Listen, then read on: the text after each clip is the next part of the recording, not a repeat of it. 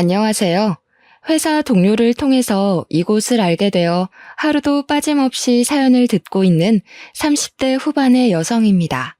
저는 수도권 대학교를 나오고 꽤 좋은 회사 경영팀에 10년 정도 근무하여 지금은 팀장이에요.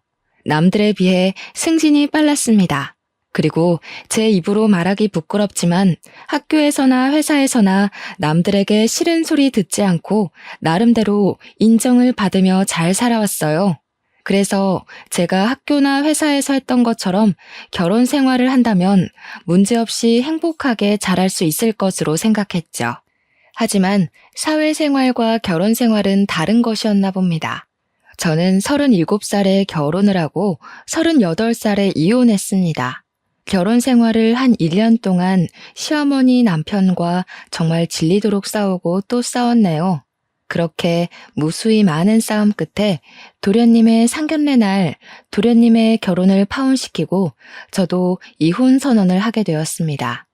지금부터 저의 결혼에서 이혼까지의 모든 이야기를 들려드릴까 합니다. 남편은 저와 같은 회사였고 제가 이끄는 경영팀의 팀원이었습니다.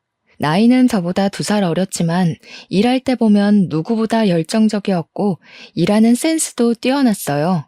회사 내에서 평판도 좋았고 다른 부서 사람들과도 두루두루 친하게 지냈죠. 저는 그런 남편을 보며 나이는 어리지만 대단한 사람이라고 느껴졌고 남편도 저에게 호감이 생겼는지 회사 일이 아닌 개인적으로 연락을 종종 하더라고요.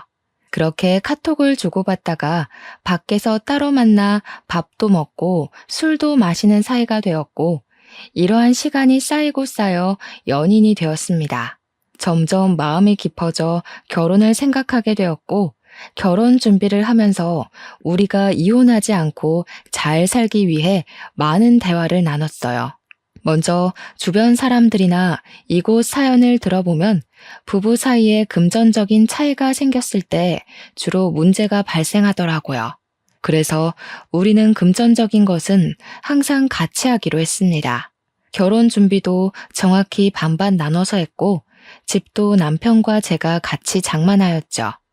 예단도 넉넉하지는 않아도 섭섭하지는 않을 만큼 준비해서 시어머니께 드리기로 했습니다. 그리고 결혼 후에는 시댁과 친정의 용돈이나 경조사비도 똑같이 드리기로 했어요. 시댁과 친정 둘 다 아버지는 돌아가시고 어머니만 계신 상태인데 저희 쪽은 어머니가 떡집을 크게 하셔서 먹고 사는데 큰 지장은 없으시지만 시어머니는 딱히 일하시지 않고 형님과 남편 그리고 도련님이 매달 드리는 용돈만으로 생활하고 계시거든요. 남편은 이러한 상황을 이야기하며 시댁에 반드시 용돈을 매달 드려야 한다길래 그럼 저도 친정에 그만큼의 용돈을 드리겠다고 했고 남편 역시 이에 불만 없이 동의했습니다. 어떤 분들은 부부 사이에 너무 계산적이지 않냐고 생각하실지도 모르겠어요. 하지만 제 주변에서 시댁에는 용돈을 많이 드리고 친정에는 용돈을 적게 드리는 이유로 싸우다가 결국에는 이혼까지 하는 후배도 보았고 처음부터 확실히 이런 부분을 이야기하지 않고 참고만 살다가 나중에 서로에게 크게 상처 주는 부부도 봐서 일부러 돈에 관련돼서는 확실하게 정리를 하였습니다. 부부의 공동 생활비 역시 매달 동등하게 내고 남편도 저도 일을 하다 보니 집안일 또한 당번을 정해서 번갈아 가면서 하기로 했어요. 이렇게 우리는 결혼 전부터 부부 생활에 대해 많은 이야기를 나누고 최고의 합의점을 찾아 우리의 생활 규칙을 완벽히 정한 뒤에 결혼했습니다. 결혼식을 마치고 남편과 팔짱을 끼고 행진할 때 이 남자와 앞으로 살 날이 너무 기대되었고 설레었어요. 신혼여행을 가서도 남편과 저는 그저 행복했고 앞으로도 이렇게 우리는 함께 웃으며 잘 살 줄 알았습니다. 신혼여행 후 한국으로 돌아온 우리는 먼저 친정으로 향했습니다. 결혼식 전에 신혼여행을 마치면 친정에서 먼저 1박을 하고 시댁으로 넘어가 1박을 하기로 약속을 했었거든요. 이 부분은 시어머니와 친정엄마한테도 미리 말씀을 드린 상태였고 분명히 그때 두 분 다 알겠다고 하셨습니다. 그래서 계획한 대로 먼저 친정에 가서 인사를 드리고 같이 저녁을 먹고 있는데 시어머니한테 전화가 왔어요. 전화를 받아보니 오늘 신혼여행을 마치고 귀국하는 날인데 왜 집에 안 오냐고 하시길래 친정에서 먼저 1박을 하고 이바지 음식을 받아서 내일 시댁으로 갈 것이라고 얘기했죠. 그랬더니 시어머니께서 너희 마음대로 그렇게 정하면 어쩌냐고 하시더라고요. 저는 결혼식 전에 미리 말씀드렸고 어머니도 그때 알겠다고 하시지 않았냐고 했더니 그런 소리 들은 적 없다고 하시는 게 아니겠어요? 그러면서 원래 결혼하면 시댁에 먼저 와야 한다며 음식도 이미 다 해놨고 친정과 시댁이 멀지 않으니 바로 오라고 하셨습니다. 그런데 이미 친정의 짐도 다 푼 상태에서 밥을 먹고 있었는데 갑자기 어떻게 다시 갑니까? 그래서 시어머니께 죄송하지만 이미 말씀드린 부분이고 지금 시간도 늦었으니 내일 가겠다고 했습니다. 그러자 시어머니는 씩씩대며 그냥 전화 끊어버리셨어요. 기분이 찜찜하긴 했지만 그래도 내일 가서 남편과 제가 잘 말씀드리면 되겠지 싶어 따로 다시 전화를 드리지 않았습니다. 그리고 다음날 친정엄마가 준비해주신 이바지 음식을 받아서 시댁으로 향했어요. 시댁에 도착하니 시어머니 제게 뚱한 표정을 지으시며 이제야 왔냐고 하시더라고요.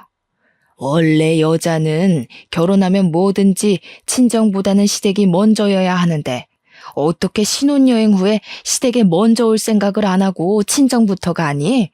앞으로는 그런 식으로 하면 안 된다. 이제 너는 이 집 사람이니 죽어서도 이 집 귀신이 되어야 해. 에이, 우리 엄마가 왜 이러실까? 지금이 무슨 조선시대도 아니고 무슨 시댁이 먼저야.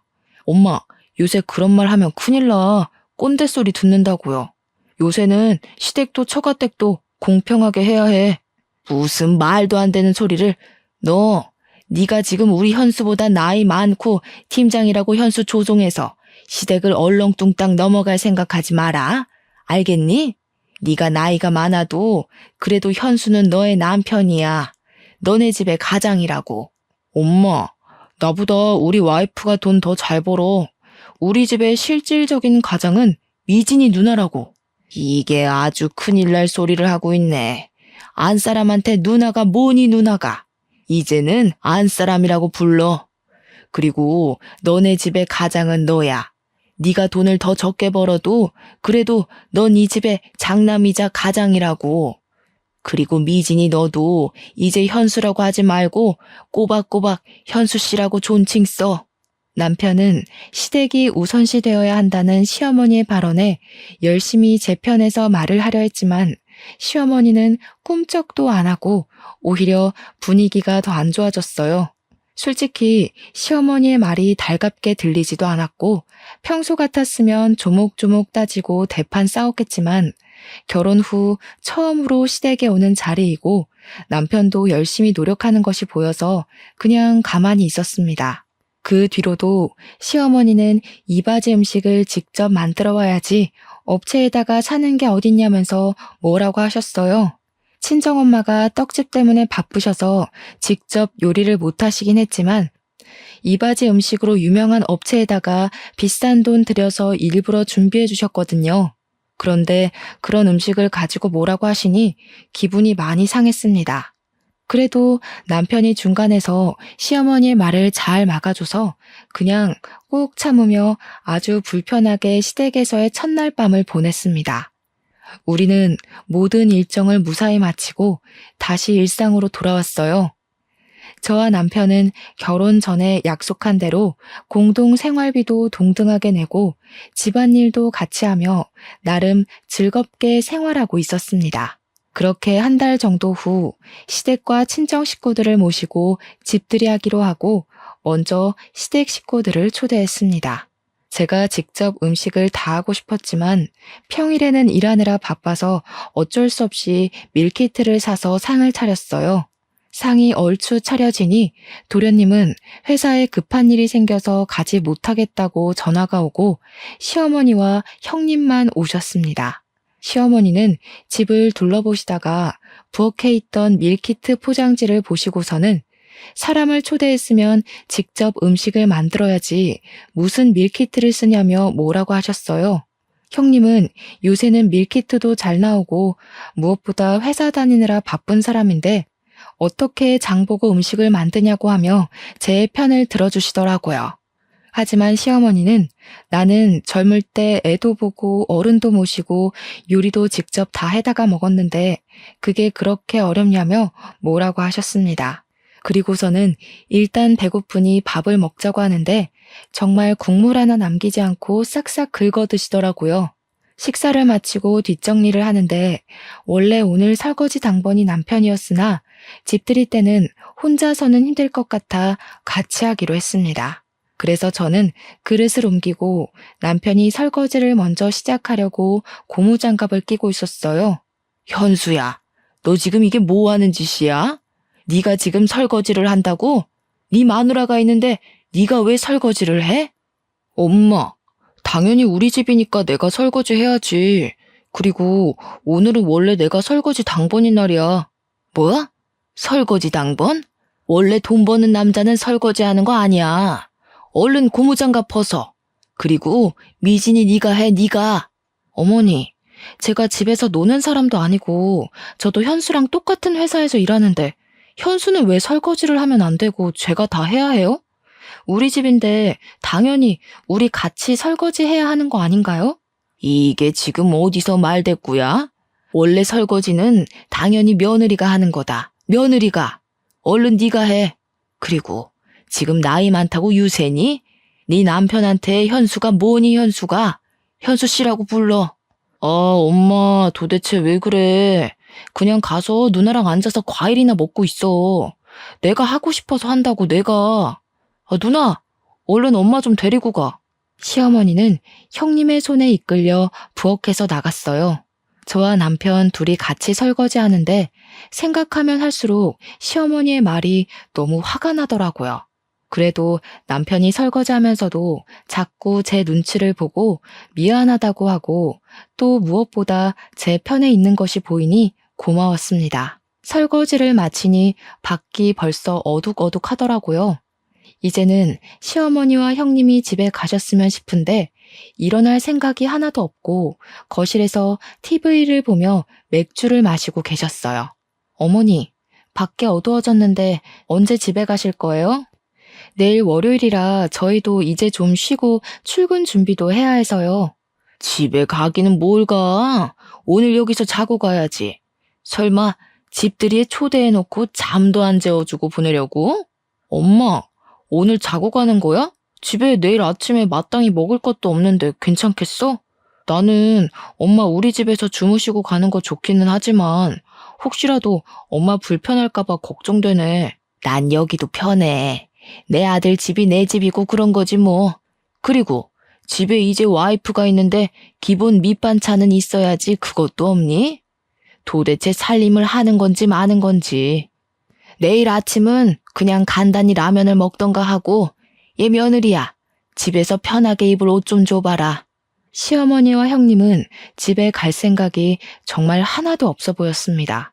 저는 일단 남편을 데리고 큰 방으로 갔어요. 그냥 오늘은 집에 가시라고 말해달라고 했더니 남편은 엄마인데 어떻게 쫓아내냐고 하며 오늘 하루만 이해해달라고 부탁하더라고요. 정말 짜증이 났지만 그래도 오늘 시어머니가 뭐라고 할 때마다 중간 역할을 잘해줘서 그냥 알겠다고 했습니다. 그날 밤 잠을 자야 하는데 시어머니는 밤늦게까지 맥주를 드시며 TV의 볼륨을 높여서 보시더라고요. 결국 저는 시끄러워서 잠을 거의 자지 못했네요. 아주 피곤한 몸을 이끌고 저와 남편이 출근 준비를 하고 있는데 작은 방에서 시어머니가 나오셨어요. 바로 출근하니?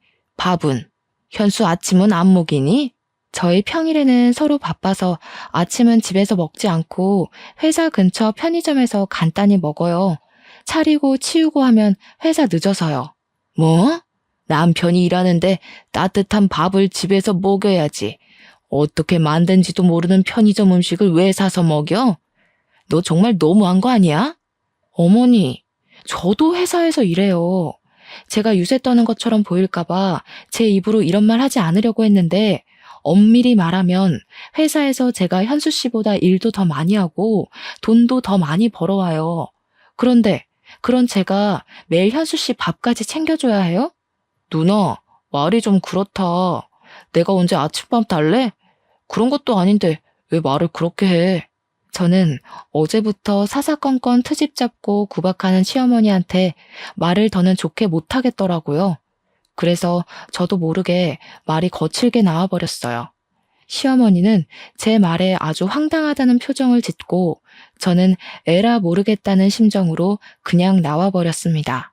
잠시 뒤 남편도 나오고 우리는 같이 차에 타서 회사로 향했어요.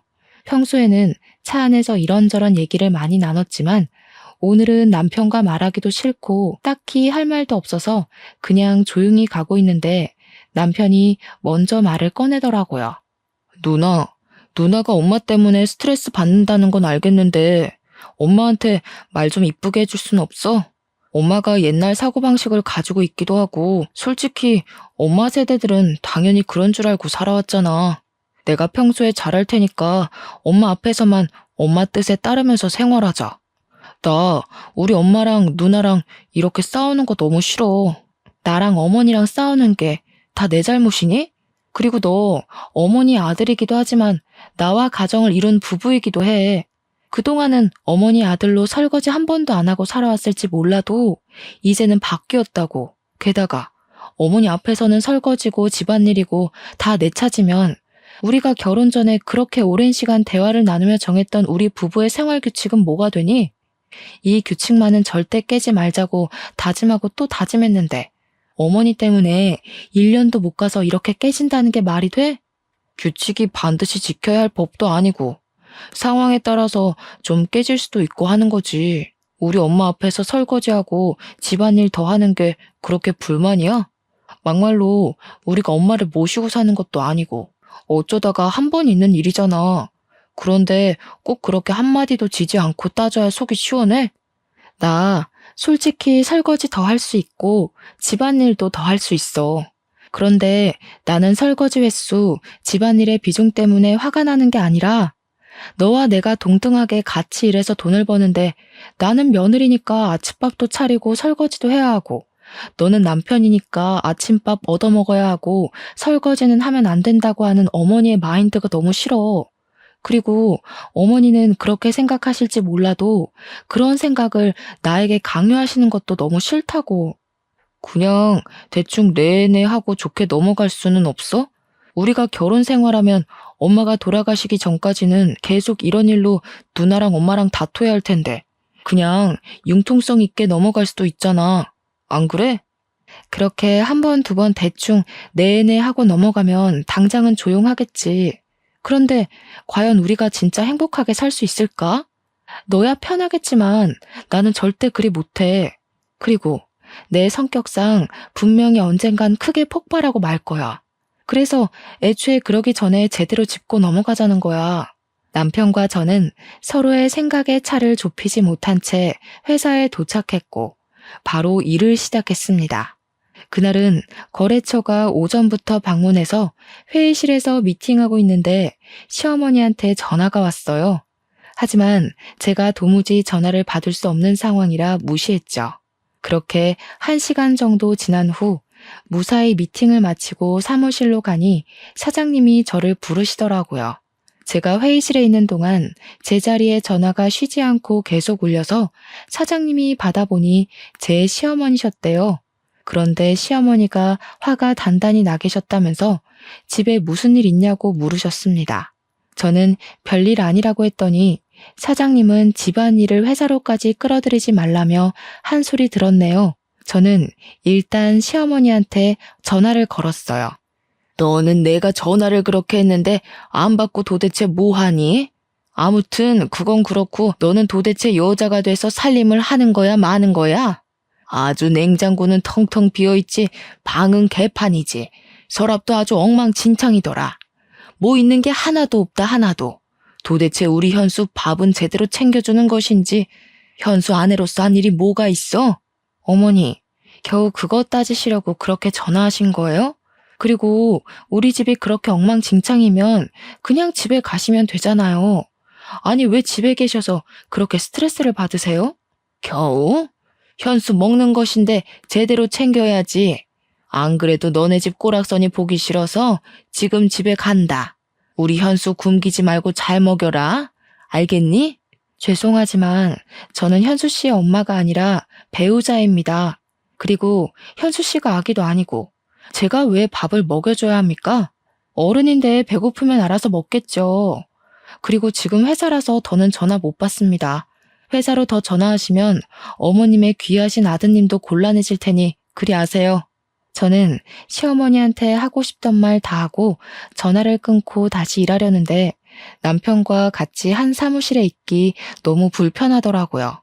그 전날 잠도 못 잤고 일은 많고 시어머니는 난리를 치시는데 지금 생각해도 그날 무슨 정신으로 일을 했는지 모르겠네요. 그리고 시간이 흘러 그 주 주말이 되어 친정의 집들이 날이 되었습니다. 저는 이번에도 음식을 준비할 시간이 없어서 밀키트로 음식을 대신했어요. 저희 엄마는 시어머니와는 다르게 음식 준비하느라 고생 많았다고 하시며 제가 평소에 좋아하는 밑반찬을 한가득 챙겨오셨더라고요. 기분 좋게 식사를 마친 뒤 시어머니도 1박을 하고 갔으니 친정엄마도 1박을 하라고 이야기했어요. 그런데 남편의 표정이 좋지 않더라고요. 친정엄마는 남편의 눈치를 보다가 그냥 여기보다 집이 편하다며 집에 가버리셨답니다. 저는 남편에게 너무 서운했어요.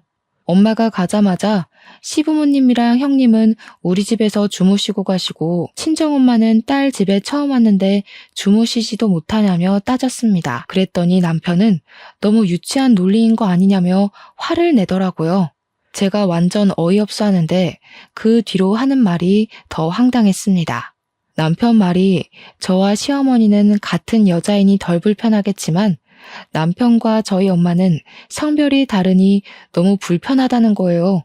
그래서 우리 엄마가 이 집에서 같이 자는 것은 안 된다는 이상한 논리를 펼치고 있더라고요. 저는 너무 기가 막혀서 말이 다 나오지 않았어요. 더 말하면 진짜 제대로 싸우고 이혼 도장을 찍을 것만 같아서 그냥 방으로 들어가 버렸습니다. 다음날 감정이 좀 진정돼서 다시 말해볼까 했지만 이미 지나간 일이기도 하고 앞으로 이렇게 시어머니와 친정엄마가 우리 집에 와서 잘 일이 얼마나 있겠냐는 생각에 더는 얘기하지 않기로 했네요. 그렇게 일주일 정도는 어색하고 서먹하게 지내다가 시간이 지나니 서운한 감정이 누그러들더라고요. 그래서 다시 이전처럼 그냥저냥 나쁘지 않게 지냈어요. 그리고 첫 명절이 다가왔습니다.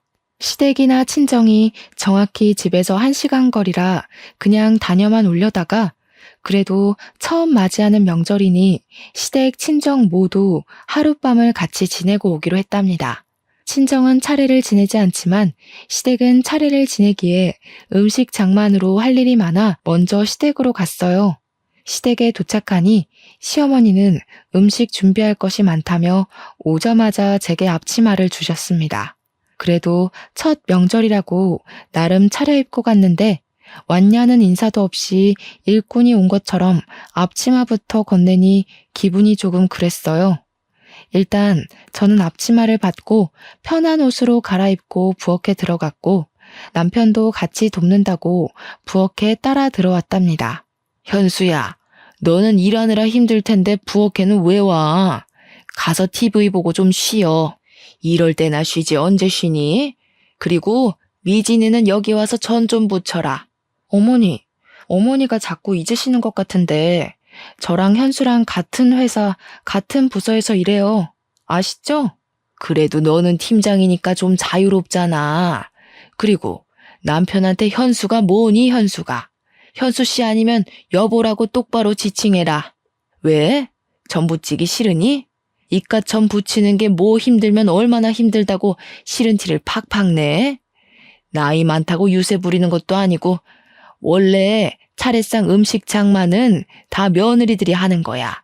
친정에서 차례를 지내지를 않았으니 알 리가 있나?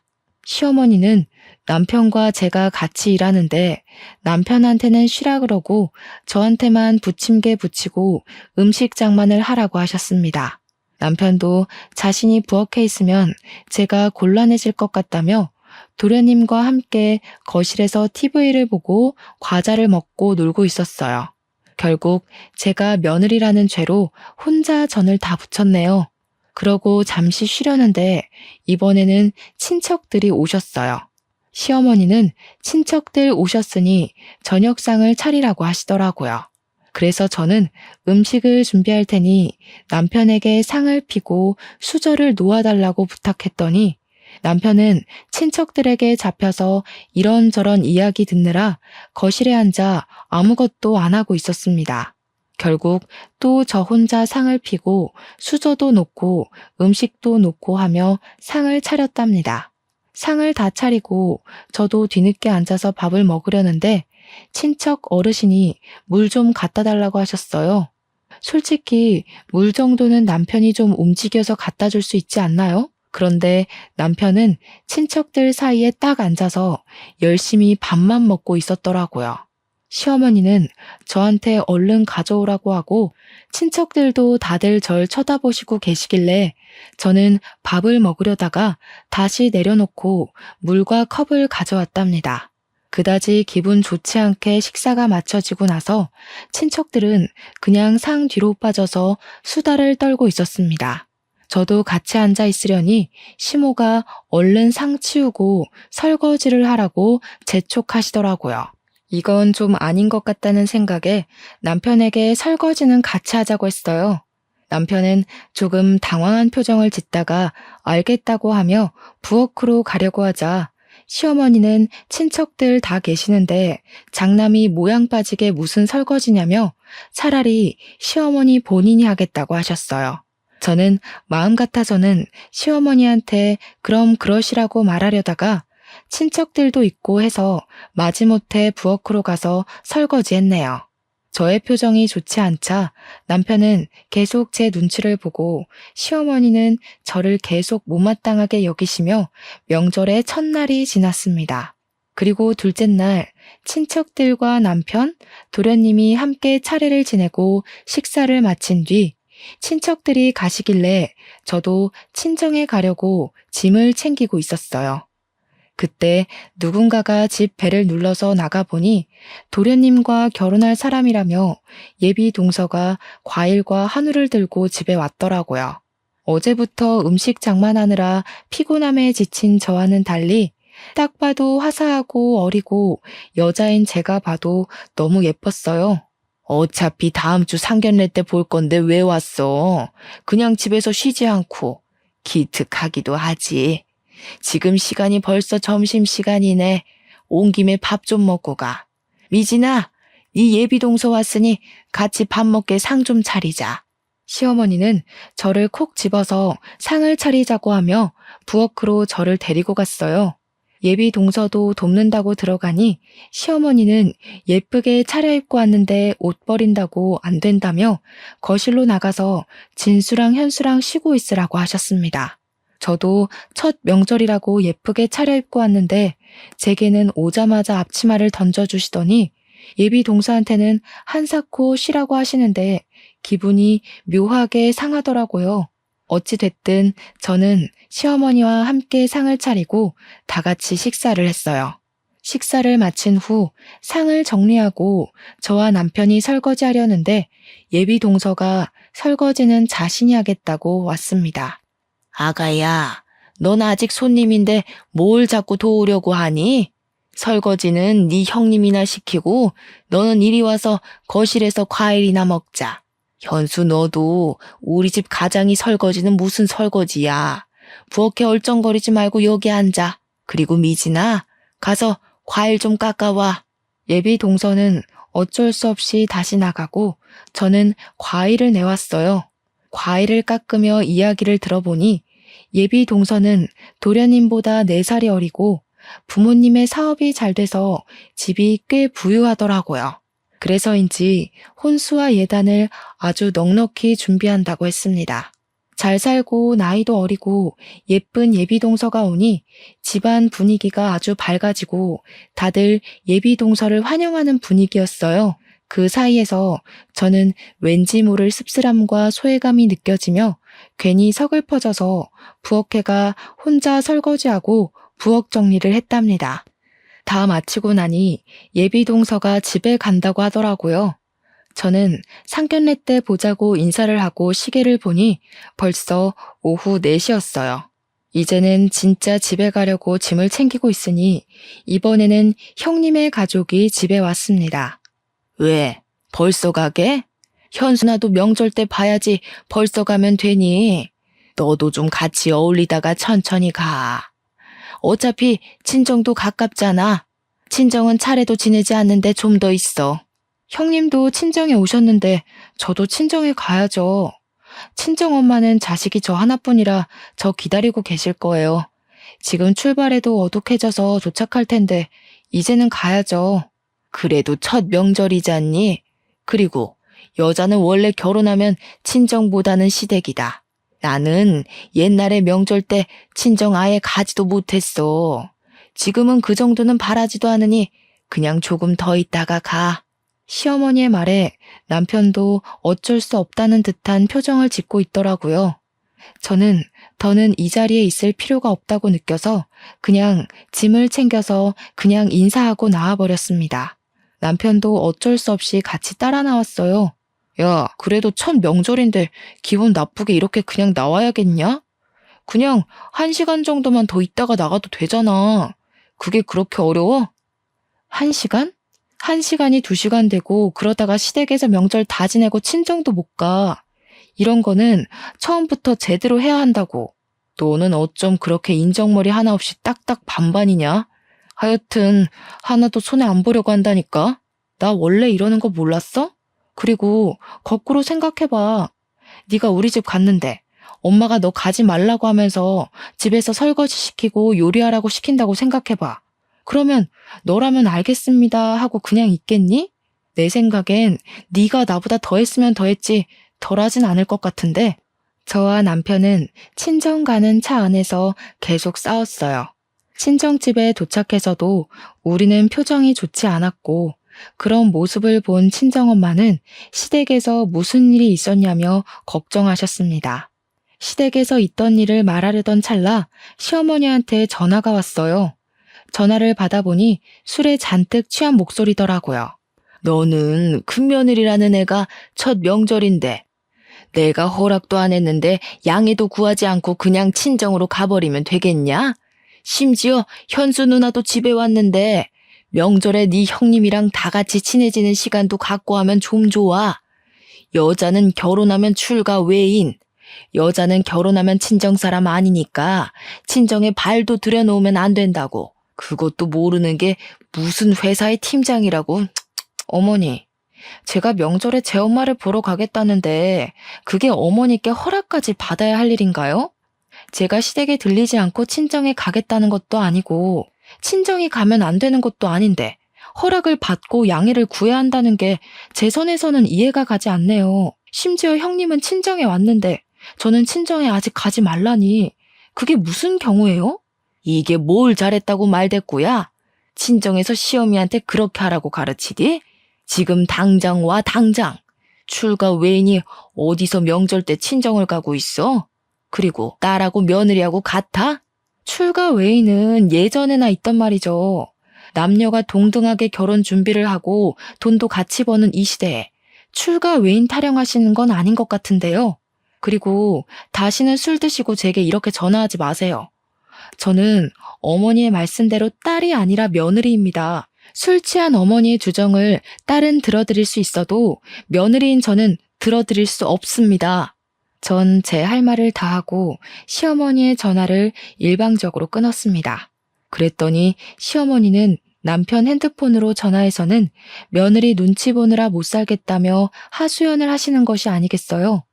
그때 저와 엄마는 남편과 같이 있어서 시어머니가 뭐라고 하는 것을 친정엄마가 다 듣게 되었어요. 엄마는 화가 단단히 나서 남편의 핸드폰을 뺏어갔습니다. 사돈, 듣자 하니까 정말 너무하시네요. 저랑 동년배이신데 어쩜 그렇게 사고가 꽉 막혀 있으신지 6.25 전쟁까지 겪으신 제 시어머니보다 더 꽉 막히셨네요. 정말 제가 저희 딸을 그 집으로 시집 보낸 것이 너무 후회스럽네요.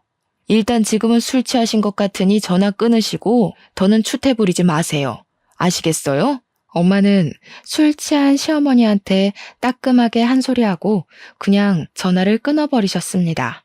바로 다시 시어머니의 전화가 계속 울리고 남편이 받으려 했지만 제가 지금 전화를 받으면 바로 이혼이라고 하니 전화를 받지 않았어요. 그렇게 살얼음판 같았던 명절이 지났답니다. 명절이 지나고 오랜만에 출근한 날 회사에서 일하는데 1층에서 시끄러운 소리가 들려 나가보니 시어머니가 회사 문 앞에서 사람들과 싸우고 있더라고요. 가만히 들어보니 우리 아들과 며느리가 이 회사 경영팀에서 일하니 들어가겠다 하고 회사 사람들은 아무리 가족이라고 해도 이렇게 막무가내로 오시면 안 된다며 난동을 부리고 있었습니다. 저와 남편은 깜짝 놀라 1층으로 내려가자 시어머니가 왜 명절 때 전화를 받지 않느냐며 네가 그러고도 며느리냐고 하며 소리를 고래고래 지르시더라고요. 아무리 그래도 그렇지. 여기는 저와 남편이 일하는 회사입니다. 일단 가세요. 집에 가서 이야기해요. 이게 회사까지 쫓아올 만큼 중대한 일이에요? 당연하지. 며느리가 며느리 도리를 안 하는데 회사가 아니라 우주 끝까지라도 쫓아가야지. 2년이 일만 해와서 뭐 아무것도 모르는 것 같은데 오늘부터 퇴근하고 우리 집 와서 며느리 도리 좀 배워라. 이번 주에 진수 상견례도 있고 네가 그래도 맏며느리인데 진수 처한테 이것저것 알려주려면 너도 배워야 하지 않겠어? 엄마, 그만 좀 해. 회사에서 일하는데 이게 무슨 행패야? 제발 그냥 집에 가. 엄마 아들, 이 회사에서 잘리는 꼴 보고 싶어? 남편의 간곡한 부탁에 시어머니는 집으로 갔어요. 사무실로 들어가니 바로 사장님이 저와 남편을 부르셨고 제발 집안의 일을 회사에까지 끌고 오지 말라며 엄청나게 크게 혼이 났습니다.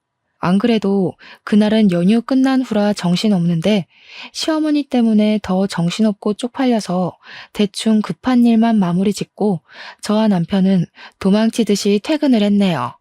퇴근하며 남편은 내게 그냥 적당히 노인네 기분 좀 맞춰줄 순 없냐고 뭐라고 하고 저는 그런 남편의 말에 화가 나 크게 싸웠습니다.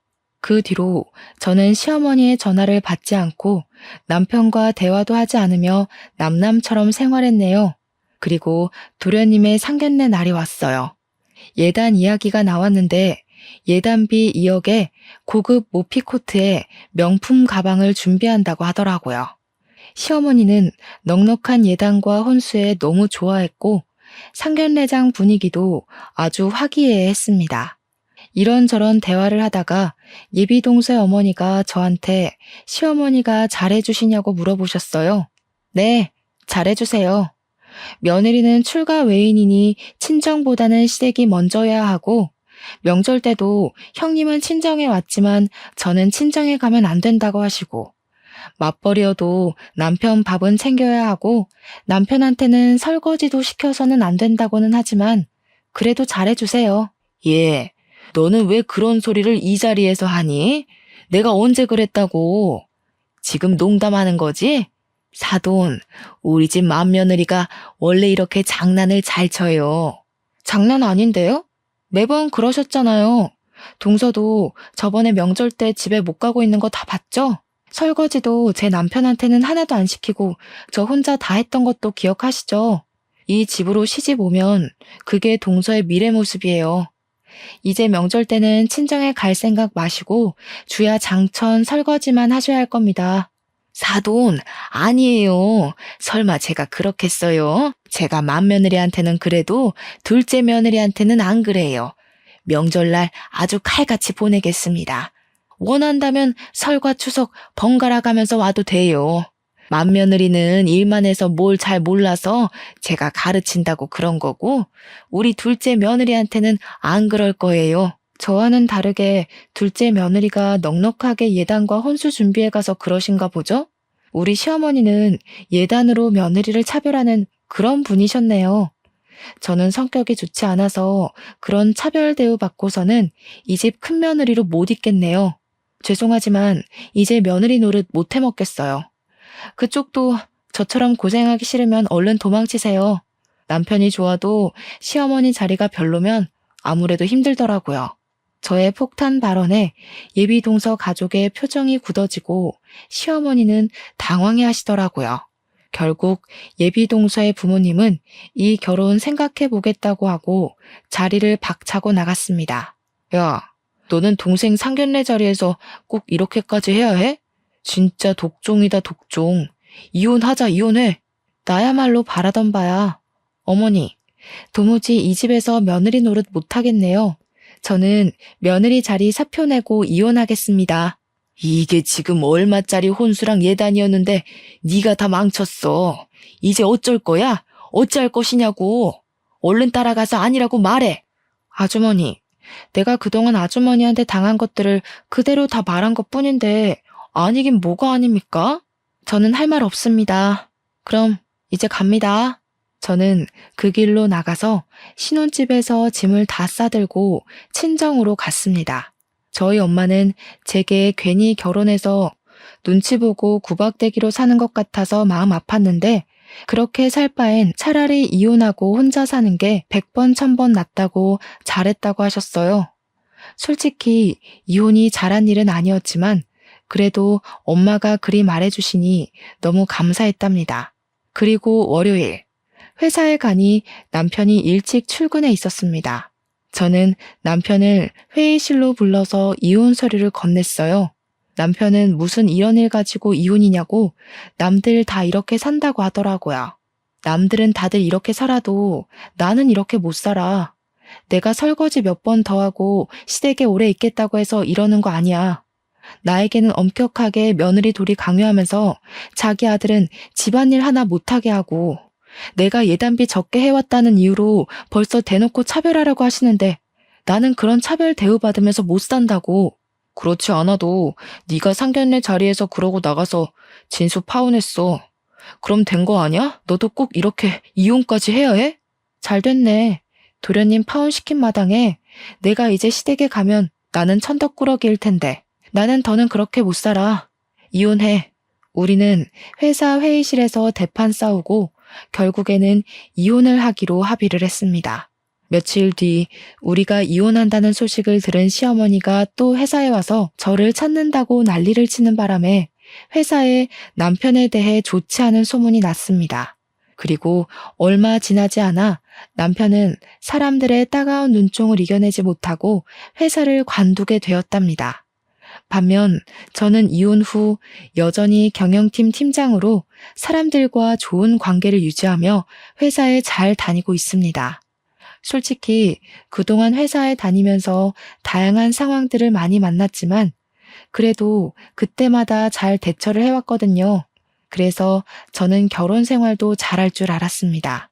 잘 살기 위해서 결혼 전 남편과 많은 대화도 나누고 현명하게 준비를 한다고 했지만 결국 이혼하게 되고 말았네요.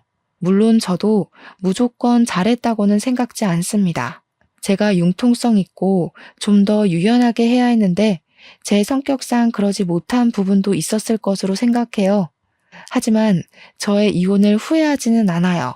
다시 그 상황이 되어도 조건 없는 며느리의 희생을 강요하는 전 시어머니와 처음에는 제 편인 듯 했지만 결국엔 어머니의 뜻에 수긍했던 전 남편에게 이혼 서류를 던졌을 것입니다. 다만 마음이 정리되고 나중에 혹시라도 마음에 드는 남자가 생긴다면 그때는 지금보다 더 현명하고 지혜롭게 결혼 생활을 하고 싶네요. 생기지 않는다면 어쩔 수 없고요. 그전까지 저는 평소와 같이 열심히 회사 생활하며 자기 개발도 열심히 해보려고 해요. 그러다가 기회가 된다면 더 좋은 인연이 생길 수도 있겠죠? 그러길 바라봅니다. 지금까지 저의 긴 이야기 들어주셔서 감사합니다.